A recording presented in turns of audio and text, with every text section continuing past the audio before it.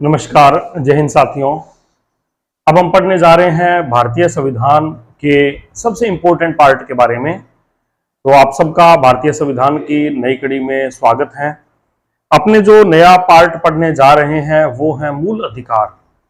और मूल अधिकार आपको पता है कि आर्टिकल 12 से लेकर 35 तक में बताए गए हैं।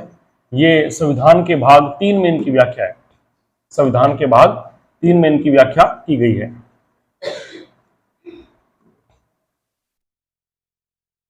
मूल अधिकार भारतीय संविधान का आपने कह सकते हैं मैग्ना कार्टा है, क्योंकि इंग्लैंड में जिस प्रकार से मैग्ना कार्टा के माध्यम से वहां के राजा ने वहां की जनता को अधिकार दिए थे, वैसे ही भारत आजाद होने के बाद भारत की जनता को संविधान के द्वारा मूल अधिकार दिए गए थे।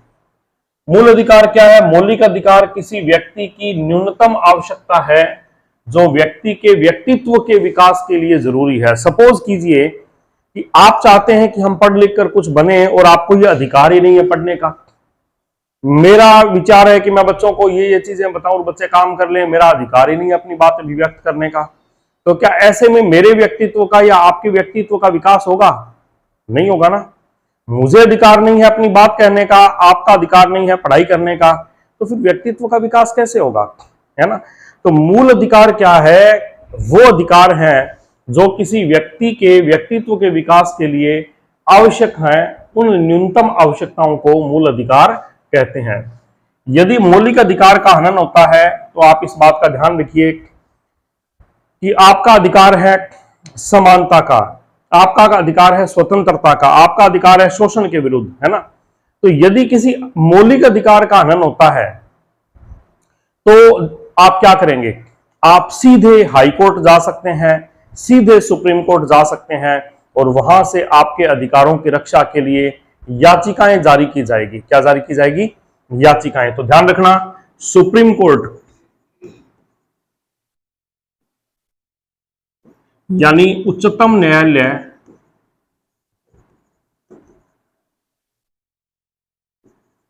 संविधान के अनुच्छेद 32 के तहत 5 प्रकार की याचिकाएं जारी करता है, वो हम आगे पढ़ेंगे।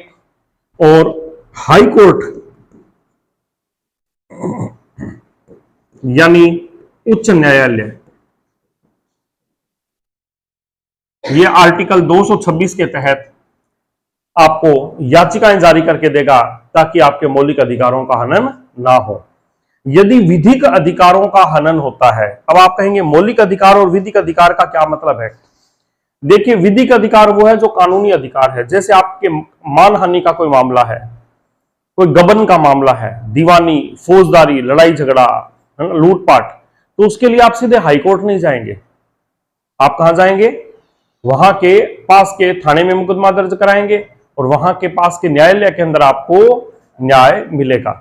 लेकिन यदि आपके मौलिक अधिकारों का हनन होता है तो आप सीधे हाई कोर्ट या सुप्रीम कोर्ट जा सकते हैं। कहां जा सकते हैं? हाई कोर्ट या सुप्रीम कोर्ट जा सकते हैं। मौलिक अधिकारों की अवधारणा अमेरिका से ली गई थी। याद रखना, अमर अधिकार, अमर अधिकार, हमारे अधिकार अमर रहे। अमर अधिकार से आप ध्यान रखना, मौलिक अधिकार कहां से लिए हैं? अमेरिका से लिए हैं। रूस हमारा मित्र राष्ट्र है, रूस का कर्तव्य है वो हमारी हर संभव मदद करें, हम उनकी करें। तो रूस से लिए गए हैं मूल कर्तव्य और अमेरिका से लिए गए हैं मौलिक अधिकार।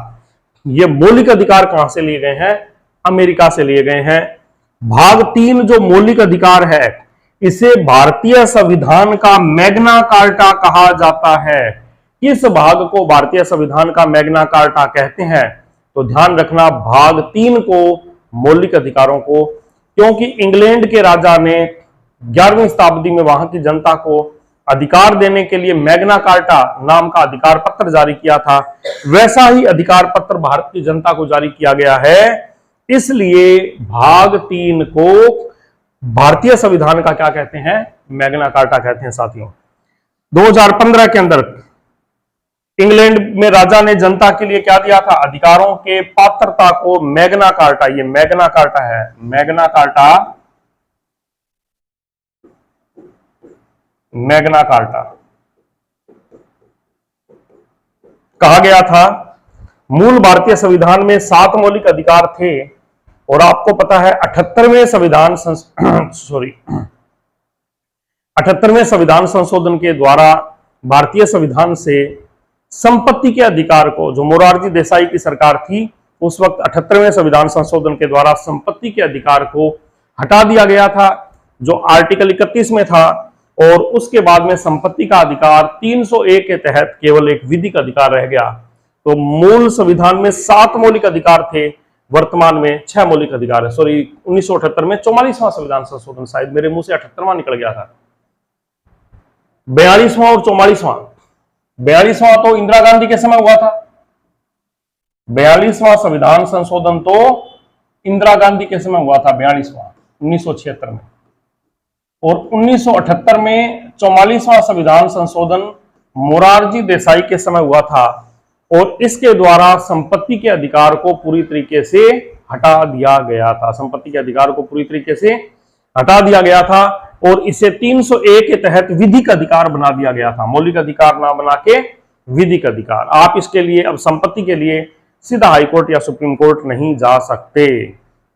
मूल अधिकारों का उल्लंघन होने पर सुप्रीम कोर्ट याचिका जारी करता है, जबकि विधिक अधिकारों का उल्लंघन होने पर सुप्रीम कोर्ट किसी प्रकार की याचिका जारी नहीं करता। मौलिक अधिकारों की प्रकृति निषेधात्मक है, कि राज्य के विरुद्ध है। राज्य कोई भी ऐसा काम ना करें कि हमारे अधिकारों का हनन हो। हमें जो अधिकार मिले हैं वो राज्य के विरुद्ध प्राप्त हुए हैं, राज्य हमारे उन अधिकारों का उल्लंघन नहीं कर सकता। तो मौलिक अधिकार राज्य के विरुद्ध जनता को प्राप्त हुए हैं, राज्य को यह काम नहीं करना है जिससे जनता के अधिकारों की हानि हो। तो राज्यों के लिए निषेध है ना, तो निषेधात्मक प्रकृति है इनकी क्या है? निषेधात्मक है। ये क्या है? ये निषेधात्मक है। इन शब्दों को डालने से क्या मतलब हुआ? इन पे क्यों जोर दिया जा रहा है? अरे भाई, जब कभी भी कथन वाले स्टेटमेंट आ जाते हैं ना ABCD ऑप्शन के अंदर, मौलिक अधिकार निषेधात्मक होते हैं, तो उस लाइन में आप फंस जाएंगे। क्या होता है निषेधात्मक? राज्य के लिए निषेध का मतलब है रोकना। राज्य के लिए कुछ रोक लगाई गई है कि आप ऐसा नहीं करेंगे क्योंकि यह मौलिक अधिकारों का हनन है। समझ में आई आपके बात? तो इस प्रकार से मौलिक अधिकारों की प्रकृति निषेधात्मक है, इसलिए मौलिक अधिकार राज्य के विरुद्ध में प्राप्त हुए हैं। मौलिक अधिकारों के बारे में हम डिटेल से पढ़ेंगे। मौलिक अधिकारों के बारे में हम डिटेल से पढ़ेंगे। सबसे पहले है आर्टिकल 12। सबसे पहले क्या है? आर्टिकल 12। अब देखिए, हम पढ़ रहे हैं भाग 12। भाग 12 में राज्य की परिभाषा बताई गई है। राज्य क्या है? राज्य, अब आप कहेंगे क्या ये परिभाषा राजस्थान, उत्तर प्रदेश ऐसे राज्यों की परिभाषा दी है? नहीं, भारत राज्य है। राज्य की क्या परिभाषा दी है? आर्टिकल 12 अनुच्छेद 12 में हम पढ़ेंगे। अनुच्छेद 12 से लेकर 35 तक मौलिक अधिकार के रूप में कि राज्य में कौन कौन आएगा। राज्य ने यदि ऐसा किया है तो राज्य में कौन करेगा? जैसे पहले तो राजा करता था, वो राज्य है। तो पहले राजा ने जो कर दिया हम कहते हैं उस राज्य ने ऐसा कर दिया, लेकिन वर्तमान में कौन करे तो उसे राज्य का काम कहेंगे। केंद्र सरकार की विधायिका और कार्यपालिका, लोकसभा और राज्यसभा के जितने सदस्य हैं वो सभी विधायिका के अंग हैं। राष्ट्रपति है और कार्यपालिका मतलब उसमें से जो मंत्री है वो सब जो भी काम करेंगे वो सभी राज्य का भाग हैं। राज्यों की विधायिका और कार्यपालिका और स्थानीय निकाय, राज्यों की विधानसभा के सदस्य, उनके मंत्री, और स्थानीय निकाय में आ गई सारी की सारी पंचायती राज संस्थाएं, और आ गई स्वायत्त शासन विभाग के जो निकाय हैं जैसे नगरीय निकाय। स्थानीय निकाय में कौन कौन आ गए? पंचायती राज संस्थाएं। पंचायती राज संस्थाएं मतलब कोई सरपंच कोई काम करता है, प्रधान कोई काम करता है, डायरेक्टर है, कोई सदस्य कोई काम करता है, जिला प्रमुख कोई काम करता है, जिला प्रमुख के मेंबर कोई काम करते हैं। और स्थानीय निकाय जिसमें अपने कह सकते हैं नगर निकाय, जिसमें नगर पालिका, नगर निगम, नगर परिषद, ये सभी जो भी कार्य करते हैं, जो भी आदेश जारी करते हैं, तो वो राज्य के द्वारा जारी किए गए आदेश माने जाएंगे। तो राज्य की परिभाषा में केंद्र सरकार की विधायिका, कार्यपालिका, राज्य सरकार की विधायिका, कार्यपालिका, स्थानीय निकाय और सार्वजनिक क्षेत्र के जितने भी उपक्रम हैं, कोई भी सरकारी कंपनी है जैसे रेलवे है ना, सरकार की कोई भी कंपनी है जैसे रेलवे सरकार की कंपनी है, ऐसी कोई भी Hindustan petroleum limited, Hindustan zinc limited, कोई भी सरकारी निकाय वो यदि कोई आदेश जारी करता है तो वो सभी राज्य द्वारा जारी किए गए आदेश माने जाएंगे। जैसे शिक्षा विभाग ने कोई आदेश जारी कर दिया तो हम कहेंगे क्या ये राज्य का आदेश है, क्योंकि विधायिका का नहीं है, कार्यपालिका का नहीं है, राज्य की विधायिका का नहीं है, मंत्री का नहीं है। तो यदि आदेश शिक्षा विभाग ने जारी किया है तो उसे हम क्या मानेंगे, सार्वजनिक क्षेत्र के उपक्रम के द्वारा दिए गए आदेश माने जाएंगे। तो ये सभी राज्य की परिभाषा के अंतर्गत इतनी सारी चीजें आती है।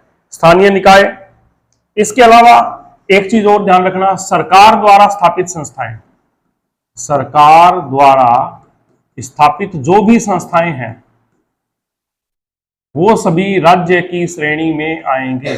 वो सभी किसकी श्रेणी में आएंगे, राज्य के। तो अनुच्छेद 12 में राज्य की परिभाषा दी गई है।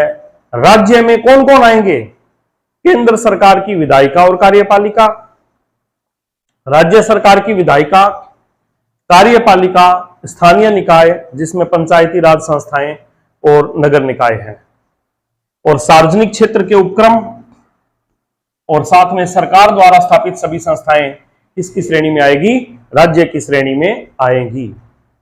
ठीक है, यह बात आपको ध्यान रखनी है। आर्टिकल 12 आपको समझ में आ गया होगा। अब हम पढ़ेंगे अनुच्छेद 13। अनुच्छेद 13 का संबंध है विधि से। अनुच्छेद 13 का संबंध किससे है, विधि से। विधि की परिभाषा अनुच्छेद 13 में दी गई है। विधि की परिभाषा किसमें की दी गई है, अनुच्छेद 13 में। तो पहले तो आप ये ध्यान रखिए, अनुच्छेद 13 में शुरू में अनुच्छेद 13 में 3 भाग थे, 13(1), 13(2) और 13(3). 3 ही भाग थे, 13(1), 13(2) और 13(3). 24वें संविधान संशोधन द्वारा 24वें संविधान संशोधन द्वारा 1971 13(4) को जोड़ा गया। किसको जोड़ा गया, 13(4) को जोड़ा गया। क्लियर। मूल संविधान में 13 में कितने भाग थे, 13(1), 13(2) और 13(3). और 24वें संविधान संशोधन 1971 के द्वारा 13(4) को जोड़ा गया। क्लियर है।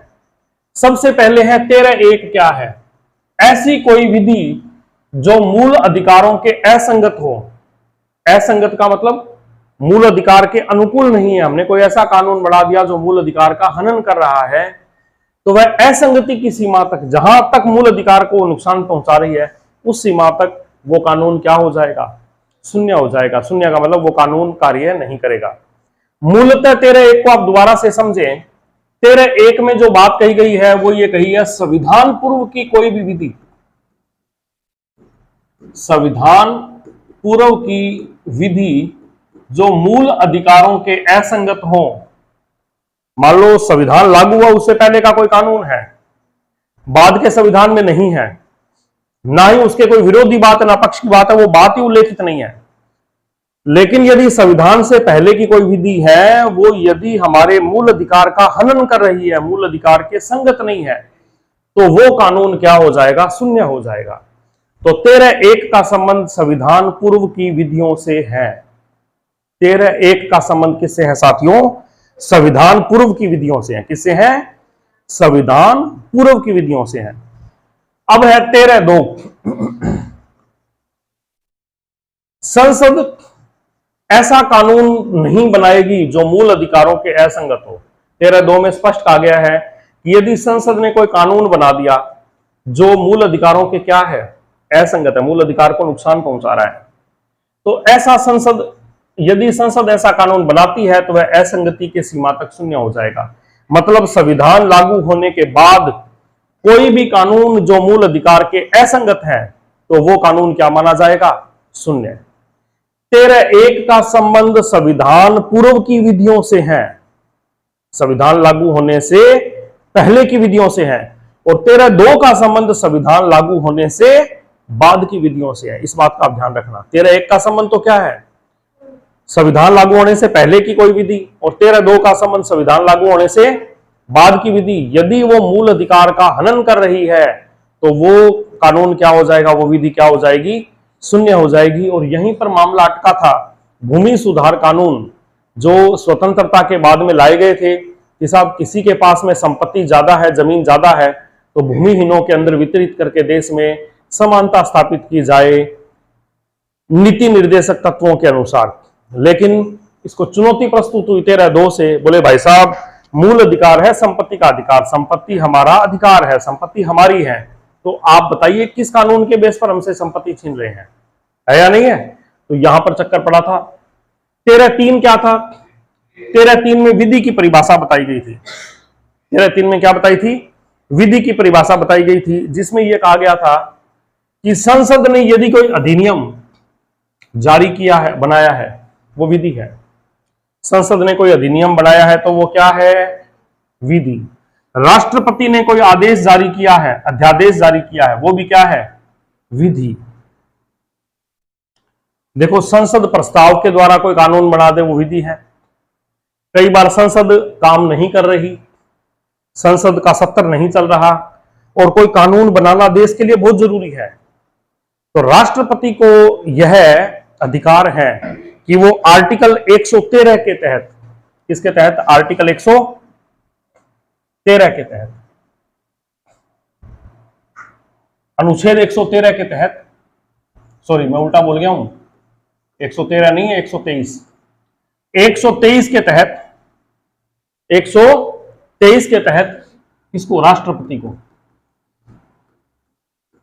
और राज्यपाल को यदि राज्य में कोई कानून बनाना है और विधानमंडल का सत्र नहीं चल रहा, अब देश में कोई जरूरत है किसी तगड़े कानून की, इमरजेंसी में कोरोना आ गया, संसद का सत्र नहीं चल रहा, या राजस्थान में कोई काम हो गया और वहां पर विधानसभा का सत्र नहीं चल रहा, तो मंत्रिमंडल की सिफारिश पर राष्ट्रपति अनुच्छेद 123 के तहत और राज्यपाल 213 के तहत अध्यादेश जारी कर देगा।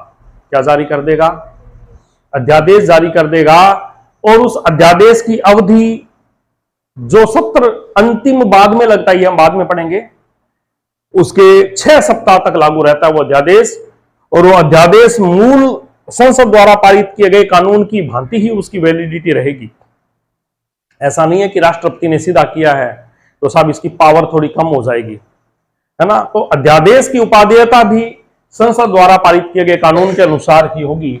तो विधि में कौन कौन आ गया, संसद के अधिनियम, राष्ट्रपति द्वारा जारी किए गए अध्यादेश, राज्य विधानमंडल द्वारा पारित अधिनियम और राज्यपाल का अध्यादेश। संसद ने कोई अधिनियम पारित किया है वो क्या है, विधि। राष्ट्रपति ने कोई मान लो अध्यादेश जारी किया है वो भी क्या है, विधि। विधानमंडल ने कोई अध्यादेश जारी किया, कोई अधिनियम पारित किया है वो भी क्या है, विधि। और राज्यपाल ने आर्टिकल 213 के अनुसार यदि कोई अध्यादेश जारी किया है तो वो भी क्या है, विधि। इसके अलावा विधि के अधीन कोई छोटा कानून है, उपविधि, वो भी सब क्या माने जाएंगे, विधि ही माने जाएंगे। नियम, किसी भी निकाय का कोई नियम है, परंपरा, आदेश, सरकार ने कोई आदेश जारी कर दिया, पुलिस विभाग ने, शिक्षा विभाग ने, राजस्व विभाग ने कोई आदेश जारी कर दिया, वो सभी विधि का भाग माने जाएंगे। और यदि उनका उल्लंघन होता है तो केवल हम संविधान के अनुच्छेद के उल्लंघन को ही ये नहीं कहेंगे विधि का उल्लंघन है, इनमें से किसी भी चीज का उल्लंघन होता है, किसी नियम का उल्लंघन होता है, किसी परंपरा का उल्लंघन होता है, किसी आदेश का उल्लंघन होता है, किसी राज्यपाल के आदेश का उल्लंघन होता है, तो ये सभी विधि का उल्लंघन माने जाएंगे। ये सभी विधि का भाग है, ये सभी विधि का भाग है। तो ये सब विधि की परिभाषा बताई गई है 13(3) में। दोबारा रिपीट कर दें, 13(1) में संविधान पूर्व की विधियों के बारे में बताया है कि यदि वो मूल अधिकार के असंगत हैं तो वो हट जाएंगी। 13(2) में संविधान लागू होने के बाद की विधियों के बारे में बताया है कि यदि वो मूल अधिकार के प्रतिकूल है तो हट जाएंगी। और 13(3) में विधि की परिभाषा दी गई है। 13(3) में क्या दी है, विधि की परिभाषा दी गई है। समझ में आई बात। 13(3) में विधि की परिभाषा दी है। और 13(4) जो है साथियों, यहां समझने वाली बात है। देखो,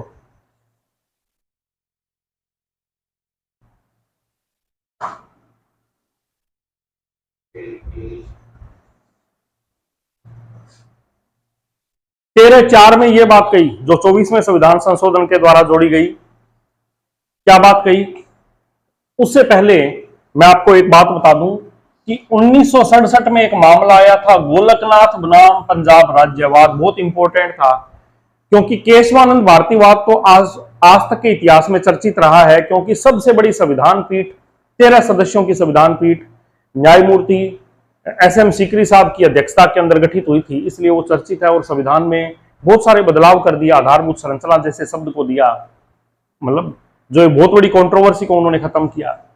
गोलकनाथ बनाम पंजाब राज्यवाद भी बहुत प्रसिद्ध इसलिए था क्योंकि दूसरे नंबर की सबसे बड़ी संविधान पीठ, 11 सदस्यों की संविधान पीठ का गठन इसमें किया गया था। 11 सदस्यों की संविधान पीठ का गठन इसमें किया गया था। इसमें क्या बात कही थी कि संविधान संशोधन विधि और सामान्य विधि में कोई अंतर नहीं है। ठीक है, अब 13(1), 13(2), 13(3) में तो विधि बता दी। अब उस वक्त हमारी इंदिरा गांधी जी की सरकार थी, वो चाहती थी कि संविधान संशोधन की जो विधियां है ना, वो सामान्य विधि की तरह नहीं होनी चाहिए। ना तो उनके ऊपर न्यायालय जो है वो हस्तक्षेप करे, ठीक है, ना ही उनको संविधान संशोधन की विधियां मूल अधिकार का उल्लंघन मान के उनको निरस्त किया जाए। नहीं आया समझ में? ले दे के बात यह कि उस वक्त भूमि अधिग्रहण कानून चल रहा था। क्या चल रहा था? तो उसमें लोग ये चैलेंज कर रहे थे भी हमारे मूल अधिकार हैं, तो मूल अधिकार संपत्ति का अधिकार है, उसके रहते हुए हमसे जमीन क्यों छीनी जा रही है? जिनके पास ज्यादा जमीन थी, उनका मेन मामला था। तो इंदिरा गांधी जी ने संविधान संशोधन करके और ये कह दिया कि भाई साहब, जो हम संविधान संशोधन से विधि बनाएंगे वो तो सामान्य विधि के अंतर्गत है ही नहीं। तो संविधान संशोधन के द्वारा हम जो भी काम करेंगे उसमें यदि मूल अधिकार का उल्लंघन होता है तो होता रहे, हम तो वो काम करेंगे। लेकिन उसके खिलाफ जब गोलकनाथ मामला आया, उसमें कहा कि चाहे आप संविधान संशोधन से विधि बनाते हैं, वह विधि भी तो संसद ने ही बनाई है ना, और सामान्य विधि है वो भी संसद ने ही बनाई है, या वो विधि संविधान सभा ने बनाई है। तो इन्होंने कहा कि संविधान संशोधन की विधि और सामान्य विधि में कोई अंतर नहीं है। आप संविधान संशोधन से भी कल को कोई ऐसी विधि बना दो जो मूल अधिकारों की धज्जियां उड़ा रही है, तो भाई साहब वो भी शून्य हो जाएगी, असंगति की सीमा तक शून्य हो जाएगी, वो भी लागू नहीं होगी। अब इंदिरा गांधी जी के सामने समस्या आ गई कि संविधान संशोधन से हम यदि लोगों की जमीन लेके गरीबों में बांटना चाहते हैं तो 13(3) जो है उसके तहत तो हम ऐसा कर ही नहीं सकते, क्योंकि यदि हम ऐसा करेंगे तो संपत्ति के मूल अधिकार का नुकसान हो रहा है। तो या तो संपत्ति के मूल अधिकार को हटाएं, अब मूल अधिकार को हटा नहीं सकते क्योंकि 13(3) जिंदा है, तो मूल अधिकार को भी कम नहीं कर सकते, हटा नहीं सकते। तो ऐसे में क्या करें? तो उन्होंने एक नया संविधान संशोधन, 24वां संविधान संशोधन 1971 में पारित किया और एक नया अनुच्छेद जोड़ दिया साथियों, 13(4). क्या जोड़ दिया? 13(4). इसमें इन्होंने स्पष्ट कर दिया, भले ही गोलकनाथ जी ने कुछ भी कहा हो, लेकिन यह कह दिया कि अनुच्छेद 368, क्या है अनुच्छेद 368? संविधान संशोधन। अनुच्छेद 368 क्या है? 368 की प्रक्रिया के तहत किए गए संशोधन अनुच्छेद 13(3) के अंतर्गत विधि में शामिल नहीं होंगे। नहीं आया समझ में? सिंपल भाषा में बताऊं कि इंदिरा गांधी जी ने यह कह दिया कि भाई साहब, हम 368 में संविधान संशोधन के बारे में बताया गया है, 368 में संविधान संशोधन की प्रक्रिया का उल्लेख है। यदि हम उस तरीके से संविधान संशोधन करके कोई कानून लाएं, ठीक है, और वो कानून यदि मूल अधिकार की धज्जियां उड़ाएं, तो आप 13(3) में वो विधि के अंतर्गत शामिल नहीं होगा।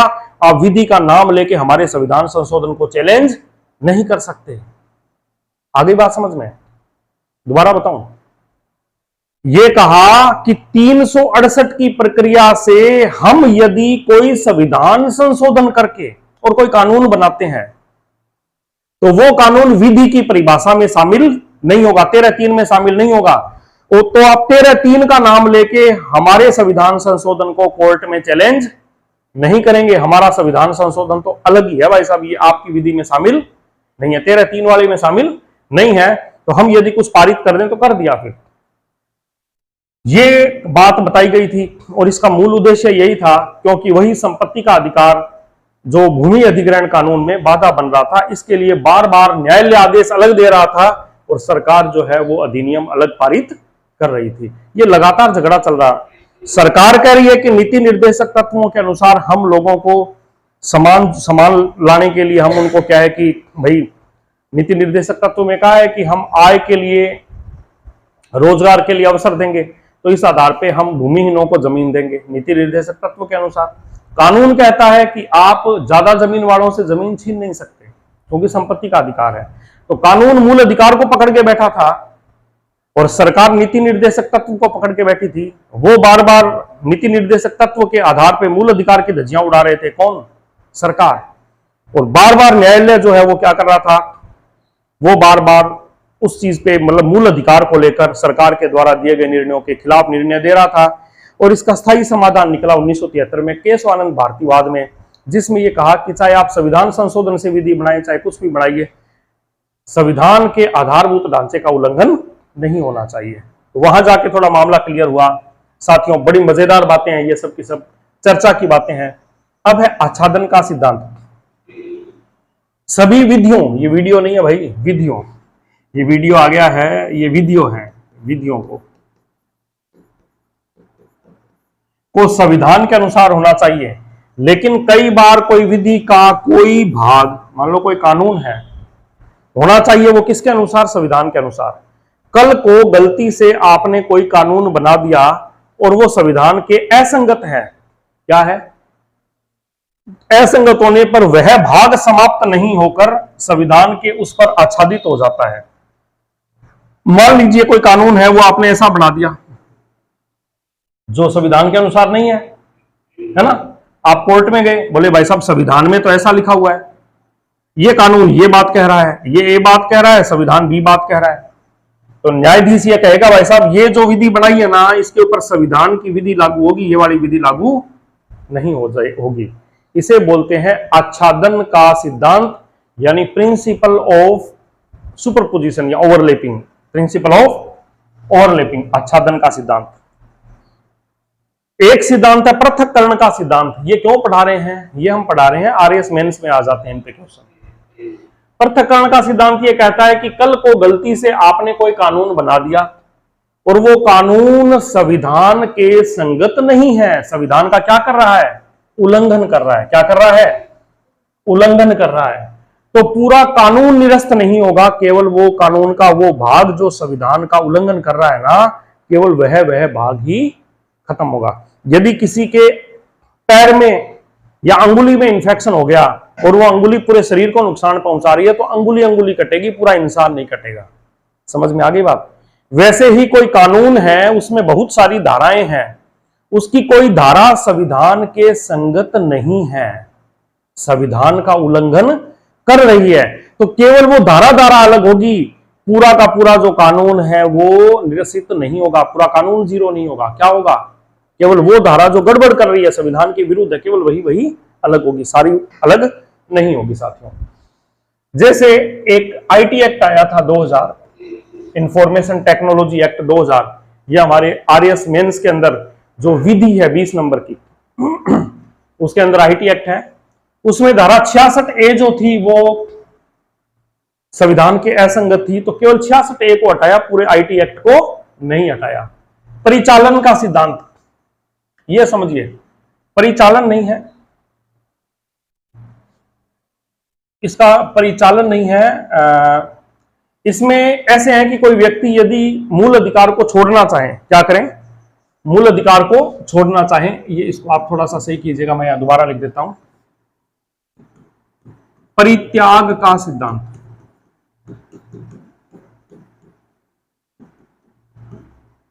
किसी व्यक्ति ने नशा कर लिया और कहता साहब मैं इस भारत से दुखी होकर अपने मूल अधिकार छोड़ रहा हूं, क्या कर रहा हूं? या कोई व्यक्ति मानसिक रूप से विचलित हो गया और कहे कि मैं तो भारत से दुखी हो गया, मैं तो अपने मूल अधिकार छोड़ रहा हूं, तो आप भारत के नागरिक हैं, तो आप अपने मौलिक अधिकारों को कभी भी नहीं छोड़ सकते। आप जिंदा है तो आत्मा को नहीं छोड़ सकते, वैसे ही जिंदा है तो मौलिक अधिकार को आप कहें मेरा तो मन उब गया साहब, मैं तो भारत के मौलिक अधिकार छोड़ना चाहता हूं, आप मौलिक अधिकार नहीं छोड़ सकते, आप मौलिक अधिकार नहीं छोड़ सकते। ये बात आप ध्यान रखिएगा, इसको बोलते हैं परित्याग का सिद्धांत। और अब हम अगले पार्ट में हमारे सभी मौलिक अधिकारों के बारे में डिटेल से पढ़ेंगे।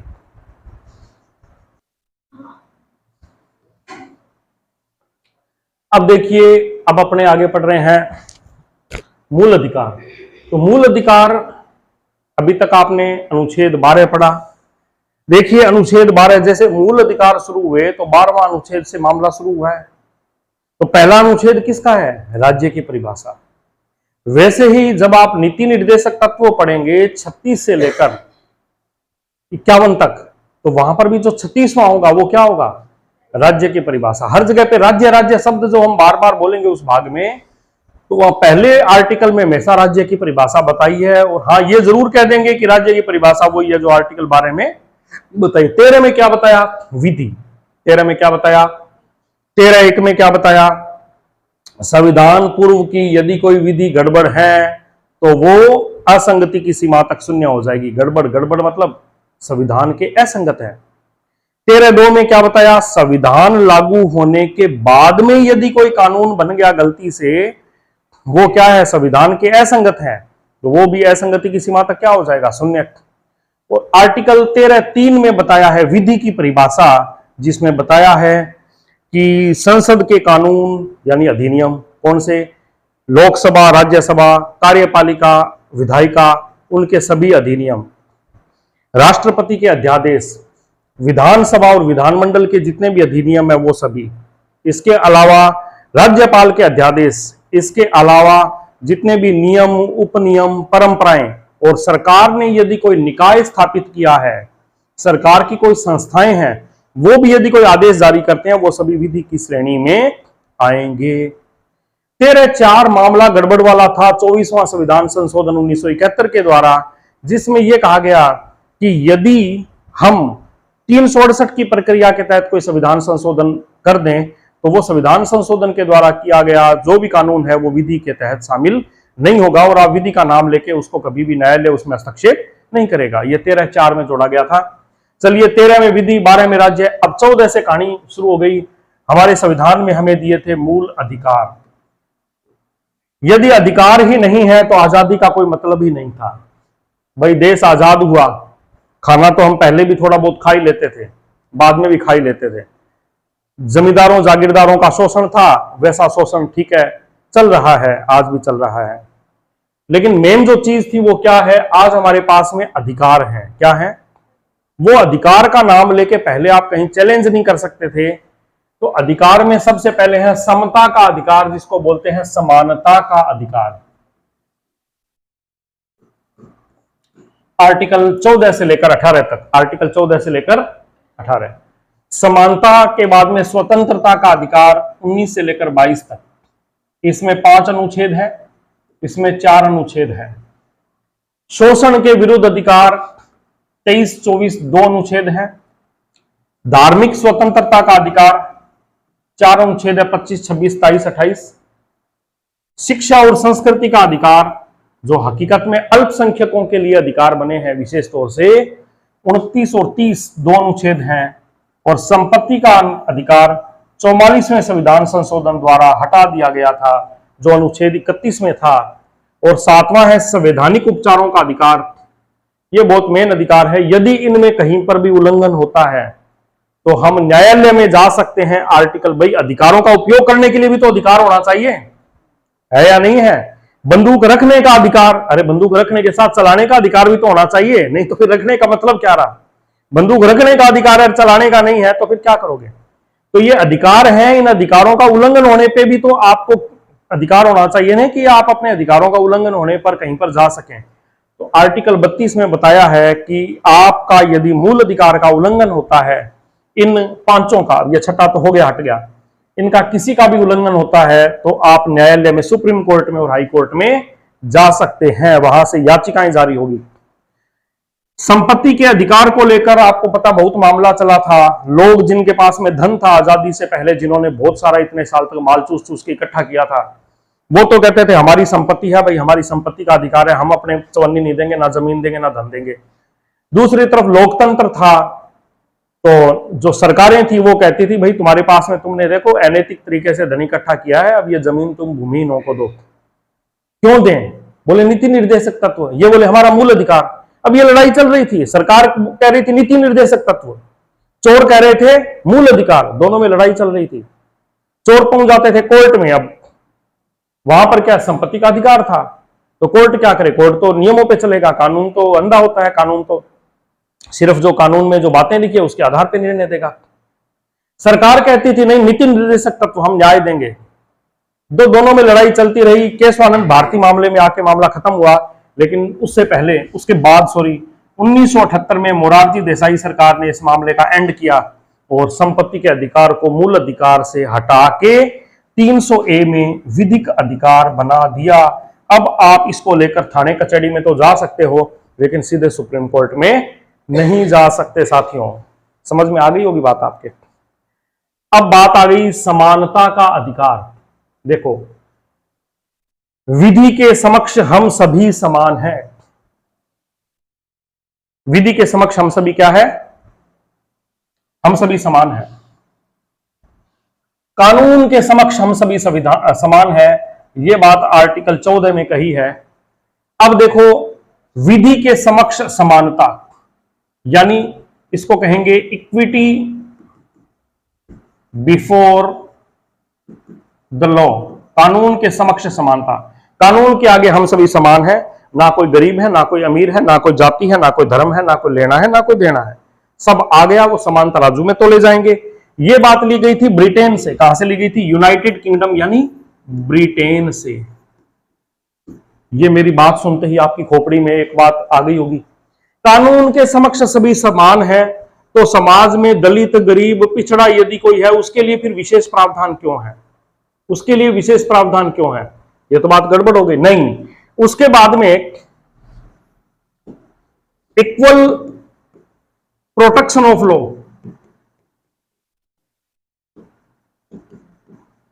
विधि का समान संरक्षण। विधि का समान संरक्षण, विधि का समान संरक्षण की अवधारणा USA, United state of America से ली गई है। इसमें यह कहा है कि समान लोगों के साथ में समान व्यवहार किया जाएगा। अब देखो, एक होता है ओलंपिक, उसमें खिलाड़ी दौड़ते हैं, खिलाड़ी खेलते हैं। एक होता है पैरालंपिक, पैरालंपिक में विकलांग खिलाड़ी खेलते हैं, है ना।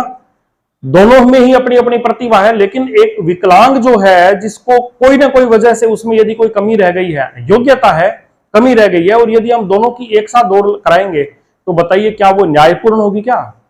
इसी प्रकार से यदि कोई समाज में गरीब है, कोई पिछड़ा है, कोई दबा कुचला है, जिसने बेचारे ने कभी शिक्षा देखी ही नहीं है, उसको अधिकार ही नहीं मिला, एक जो समाज में शिक्षित है, पढ़ा लिखा है, घर में धन धान्य से संपूर्ण है, स्वस्थ है, भरपूर पोषण लिया है उसने, क्या उन दोनों को हम बराबर कहें कि ये साहब भाग के ये खाना खा लीजिए?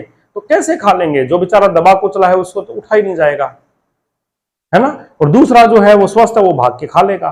तो विधि के समक्ष समानता तो है, लेकिन समान लोगों के लिए समान है। यदि कोई एक ग्रुप है जिसके लोग ज्यादा दबे कुचले हैं, उनके लिए हमने ये कानून दे दिया कि भाई साहब ये आपके लिए है। ये समान लोग हैं जो धनाढ्य हैं, सक्षम है, उनके लिए हमने बी कानून दे दिया, ये आपके लिए है। आपको भी कोई दिक्कत नहीं होने देंगे, आपको भी कोई दिक्कत नहीं होने देंगे। मतलब समान समूह के लिए समान कानून रहेंगे, समान समूह के लिए समान कानून रहेंगे। इस प्रकार की जो अवधारणा है, जिसको हम कहते हैं विधि का समान संरक्षण। क्या कहेंगे? विधि का समान संरक्षण। तो आप सबको यह समझ में आ गया होगा कि विधि के समक्ष समानता, जिसको कहते हैं इक्विटी बिफोर द लॉ, यह अवधारणा अमेरिका से ली गई है। ये अपने कह सकते हैं शासन की नेगेटिव व्याख्या करता है। नेगेटिव का मतलब यह हुआ कि जहां पर विभिन्न वर्गों के लोग हैं, कोई सक्षम है, कोई असक्षम है, वहां पर यदि आप समान कानून दे देंगे तो असक्षम व्यक्ति तक तो कानून है या अधिकार है वो पहुंच ही नहीं पाएंगे, असक्षम व्यक्ति तक। तो विधि के समान संरक्षण तत्कालीन भारतीय परिस्थितियों के अनुकूल थी, क्योंकि उस वक्त देश में तमाम अलग अलग वर्ग थे, जो जहां आपने कह सकते हैं कि कोई दबा कुचला था, कोई सक्षम था, कोई कैसे ही था, अलग अलग जाति धर्म के लोग थे। ऐसी स्थिति में विधि का समान संरक्षण जो था वो भेदभाव, हालांकि भेदभाव तो कर रहा है, लेकिन वो भेदभाव सकारात्मक है। वो भेदभाव कैसा है? सकारात्मक है, जिसकी वजह से समानता के अधिकार जो है वो आसानी से लागू किया जा सकता है। दूसरी बात यह कही है कि कोई भी व्यक्ति विधि से बड़ा नहीं है।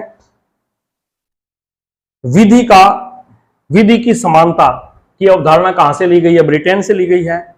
विधि का समान संरक्षण, जिसको अपने कहेंगे equal protection of law, equal protection of law की अवधारणा, यह विधि के शासन की सकारात्मक व्याख्या है। सकारात्मक इसलिए कि यदि कोई समाज में पिछड़ा हुआ है तो उस व्यक्ति के लिए कानून अलग अलग परिस्थितियों में अलग अलग कानून होंगे, तो भेदभाव किया जा सकता है, वो भेदभाव सकारात्मक होगा। और विधि की मतलब पहुंच प्रत्येक व्यक्ति तक करने के लिए इस प्रकार की सकारात्मक भेदभाव किया गया है। तो विधि का समान संरक्षण की अवधारणा कहां से ली है? अमेरिका से। और विधि के समक्ष समानता की अवधारणा कहां से ली गई है? ब्रिटेन से। फर्क क्या है? विधि के समक्ष समानता विधि के शासन की नकारात्मक व्याख्या है और विधि का समान संरक्षण एक सकारात्मक व्याख्या है। विधि के समान संरक्षण के आधार पर ही भेदभाव किया गया है, और भेदभाव किया गया है ताकि सबको कानून का लाभ बराबर मिले, ठीक है ना। इसी आरक्षण की व्याख्या भी आप इसी विधि के समान संरक्षण के आधार पे कर सकते हैं। विधि के समान संरक्षण के कारण ही जो है कानून समान होते हुए भी आरक्षण को लागू किया गया है। अब है विशेषाधिकार। देखिए, वैसे तो हम कहते हैं विधि के समक्ष समानता है, तो अपवाद क्या है? हम कहते हैं विधि के समक्ष समानता है। अच्छा, कोई गरीब है, कोई दबा कुचला है, उसके लिए विशेष कानून है, लेकिन यहां राष्ट्रपति के लिए विशेष कानून है, सांसदों के लिए विशेष कानून है, विधानसभा सदस्यों के लिए विशेष कानून है। क्या वो दबे कुचले हैं? क्या वो गरीब हैं? नहीं, नहीं। फिर भी उनके लिए विशेषाधिकार क्यों है? कानून की समानता क्यों नहीं है? तो ध्यान रखना, यह अपवाद है कि राष्ट्रपति को विशेषाधिकार अनुच्छेद 361 के तहत दिया गया है। राष्ट्रपति को विशेषाधिकार अनुच्छेद 361, राष्ट्रपति को विशेषाधिकार किसके लिए दिया गया है? अनुच्छेद 361 के तहत। ये थोड़ा सा आप इधर लिख लीजिएगा साइड में अपने नोट्स में। 361 के तहत राष्ट्रपति और राज्यपाल, जिसमें यह कहा गया है कि यदि राष्ट्रपति पद पर हैं और राष्ट्रपति के खिलाफ आप कोई मुकदमा दायर कर दें, राष्ट्रपति की बेटे के बहू आके कहे कि मैं तो साहब दहेज का मुकदमा लगाना चाहती हूं राष्ट्रपति महोदय पे, नहीं लगा सकते। आप कहें राष्ट्रपति महोदय ने कल मुझे गुस्सा जड़ दिया था, मैं तो मुकदमा करना चाहता हूं, आप नहीं कर सकते। जब तक वो व्यक्ति पद पर है आप उनके खिलाफ किसी प्रकार का वाद दायर नहीं कर सकते। आपके विधि के समक्ष समानता है, भाई मुझे कानूनी अधिकार है। अरे भाई, इनको विशेषाधिकार है। आपको तो अधिकार है, लेकिन इनको विशेषाधिकार है, क्योंकि महामहिम की उपाधि दी है। भाई, देश का प्रथम नागरिक है। एक व्यक्ति को तो देखो होनी चाहिए ना, एक तो हमारे देश का राजा है वो।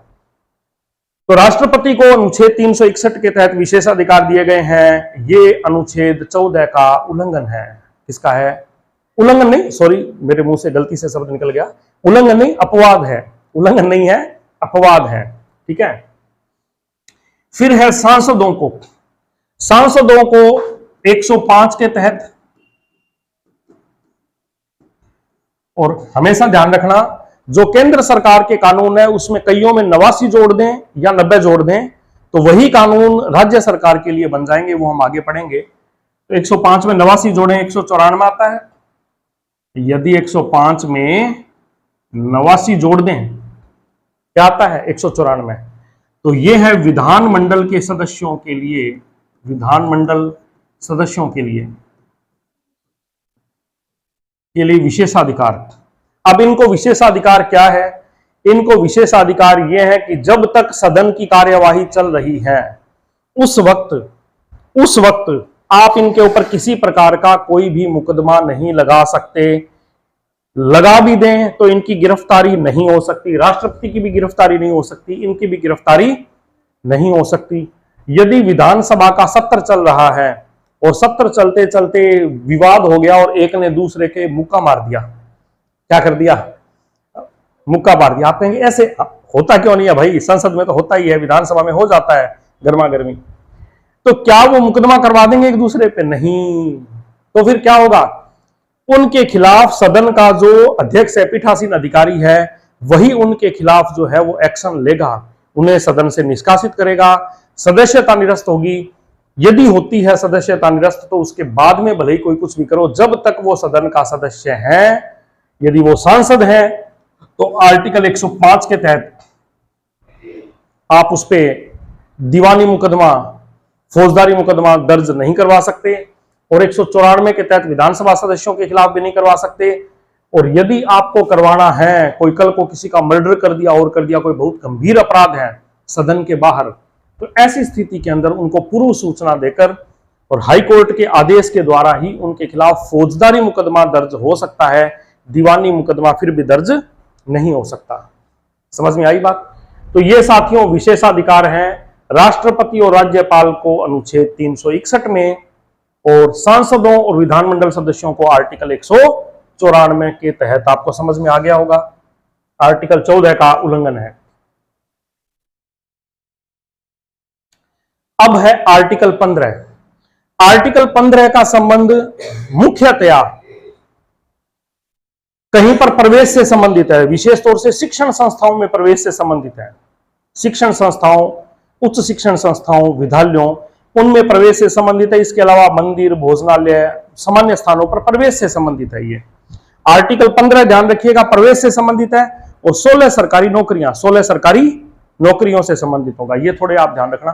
14 में क्या बात कही है? विधि के समक्ष समानता, विधि का समान संरक्षण, है ना। और उसमें अपवाद बताएंगे, राष्ट्रपति का अपवाद 361, संसद सदस्यों का क्या होगा 105, और विधानमंडल के सदस्यों का विशेषाधिकार है 194। अब हम पढ़ रहे हैं आर्टिकल 15(1), जिसमें राज्य 15(1) में क्या बात कही है? देखिए 15(6) तक है, 15(1), 15(2), 15(3), 15(4), 15(5), 15(6), ये सारे पढ़ने हैं। राज्य एक्ट। अब ये शब्द और शब्दों का क्रम मत भूलना, इन पे भी प्रश्न आते हैं। धर्म, दूसरा नंबर है मूल वंश। धर्म, धर्म मतलब जो भी धर्म है, हिंदू, मुस्लिम, सिख। मूल वंश, जाति, लिंग, महिला पुरुष है, जन्म स्थान, ये 5 बातें कही है, 1 2 3 4 5 6। इनके आधार पर राज्य कोई भेदभाव नहीं करेगा। 1 2 3 4 राज्य, सॉरी उल्टा लिख दिया, 5 ही है, उल्टा बोल गया मैं, 5 ही है। राज्य, धर्म, मूलवंश, जाति, लिंग और जन्म स्थान के आधार पर किसी प्रकार का कोई भेदभाव नहीं करेगा। बड़ी सुंदर बात लग रही है कि भेदभाव नहीं है, आर्टिकल 15 में कोई भेदभाव नहीं है। 15(2) में यह भेदभाव कहीं भी नहीं है। और विशेष बात और कर दी 15(2) में कि निजी संस्थानों, कोई कहे साहब मेरा पर्सनल होटल है, मैं इस धर्म को घुसने दूंगा, इस धर्म को नहीं घुसने दूंगा, इस जाति को आने दूंगा, इस जाति को नहीं आने दूंगा, नहीं। आपकी यदि निजी संस्थान बढ़ा दिया, आपका घर है उसके अंदर भी आप नहीं कर सकते, लेकिन यदि आप बाहर, तो आपने कोई संस्थान बनाया, कोई स्कूल बना दिया, कोई होटल बना दिया, भोजनालय बना दिया, मंदिर है, सार्वजनिक तालाब है, कुआं है, इस पर किसी भी धर्म, वही बातें, धर्म, मूल वंश, जाति, लिंग और जन्म स्थान के आधार पर कोई भेदभाव नहीं होगा। पहली बात में तो यह कही है कि भाई राज्य धर्म, मूल वंश, जाति, लिंग और जन्म स्थान के आधार पर कहीं पर भेदभाव नहीं करेगा। और 15(2) में यह कहा है कि कोई भी सार्वजनिक स्थल है या निजी स्थल है, निजी संस्थान है, जैसे होटल है, भोजनालय है, मंदिर है, सार्वजनिक तालाब है, कुएं हैं, यहां पर किसी प्रकार का कोई भेदभाव नहीं होगा। अब 2 बातें तो है समानता की, और तीसरे से शुरू हो जाती है असमानता की। अब समझिए 15(3) में, अब ये तो आप समझिए विधि के समक्ष समानता की बातें आ गई, और अब आ रही है बातें विधि का समान संरक्षण, कि यदि राज्य चाहें तो महिलाओं और बच्चों के कल्याण के लिए विशेष कार्यक्रम और योजनाएं बना सकता है। ये कह सकता है महिलाओं को इतना आरक्षण है, बच्चों के लिए हम ये कर रहे हैं। आप ये नहीं कहेंगे भाई यहां तो आप समानता की कह रहे हो, भेदभाव नहीं करेंगे, यहां भेदभाव कर रहे हो ना, लिंग के आधार पर कर रहे हो ना, है ना। लेकिन 15(3) में यह बात क्लियर कर दी कि महिलाओं और बच्चों के लिए विशेष कार्यक्रम और योजनाएं बनाएं, तो 15(1) 15(2) को लेकर आप हाईकोर्ट में मुंह उठा के मत आ जाना रे। आई बात समझ में ना? ये महिलाओं और बच्चों के लिए विशेष योजनाएं बनाई है।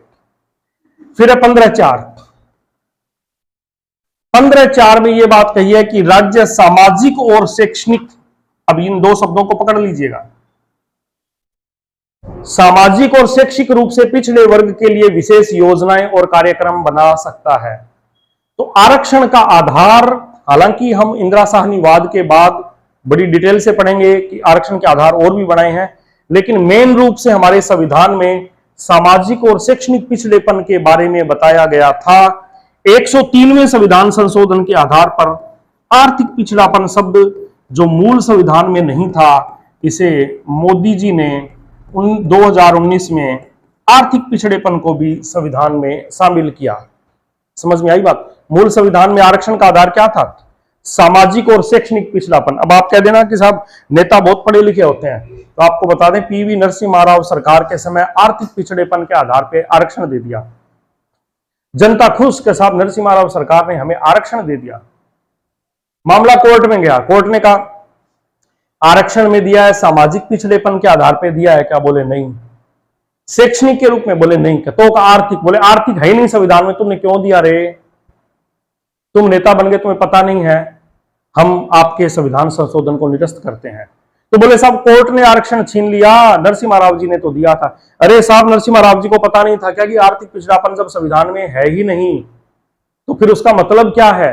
हम लकड़ी की बंदूक देके कहीं जा गब्बर सिंह को मारा, कैसे मार दोगे आप, ये बताइए। तो वैसे ही फिर मोदी सरकार ने यही काम किया, तब तक तो जनता जागरूक हो गई। तो बोले हम आरक्षण दे रहे हैं। बोले कौन सा दे रहे हो? नरसिम्हा राव सरकार वाला? बोले नहीं नहीं। तो बोले पहले आप आर्थिक पिछड़ापन शब्द तो डालिए, तभी तो आरक्षण लागू होगा। तो आर्थिक पिछड़ापन शब्द 2019 में 103वें संविधान संशोधन के द्वारा जोड़ा गया था। 103वां कॉन्स्टिट्यूशनल अमेंडमेंट, और ईडब्ल्यूएस आरक्षण लागू किया गया था साथियों।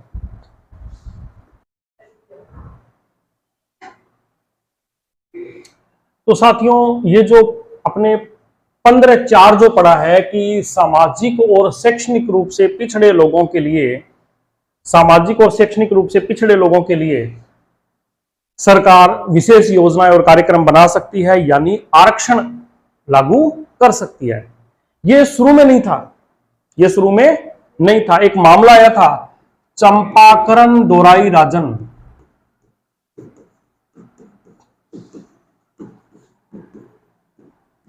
बनाम मद्रास राज्यवाद।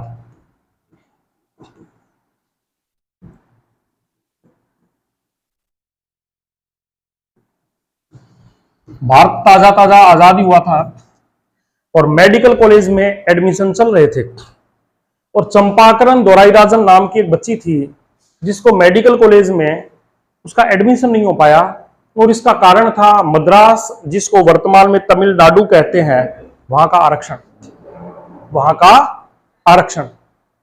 ये कोर्ट में चली गई और बोले कि ये 1950 में जो मुझे आरक्षण के कारण जो मुझे प्रवेश से वंचित किया गया है, इसका कारण क्या है, इसका कारण क्या है। कोर्ट में मामला गया और ये कहा, इस वाद के अंदर ये कहा कि राज्य धर्म, जाति, मूलवंश या किसी भी आधार पर किसी व्यक्ति को वंचित नहीं कर सकती, और वहां पर जो इस वाद के जरिए इसके प्रवेश